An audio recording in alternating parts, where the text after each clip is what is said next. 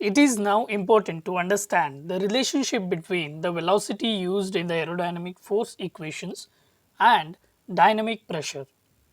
The velocity being the speed of aircraft relative to the air through which it is moving, the true airspeed or TAS at a given angle of attack. A constant dynamic pressure must be maintained. To maintain a constant lift force when an aircraft is flying at an altitude where the air density is more than the sea level density, the TAS must vary in proportion to the air density, changing with increasing altitude and decreasing density.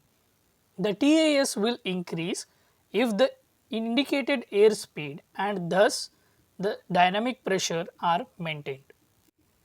Air density at the time of takeoff and landing can be significantly affect the aircraft. For example, if air density is low, a longer takeoff run will be needed. The air density is a product of pressure, temperature and humidity. Humidity reduces the density as the density of water vapor is about 5/8 of the density of the air. The low pressure and the high temperature also reduce the density. On an airfield at a sea level with a standard pressure, if 1013 millibars or hectopascals is set on the altimeter, it will read 0.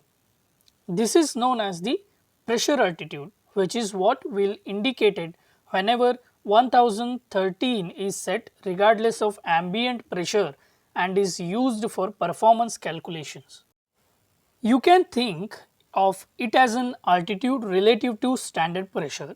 If in the case with an pressure altitude of 0, the temperature is above ISO sea level standard of plus 15 degree. The density of air will be less and perhaps a lot less with no direct indication to the pilot. If the temperature is plus 25 degree, it would be 10 degree above the standard or which is referred to as ISO plus 10.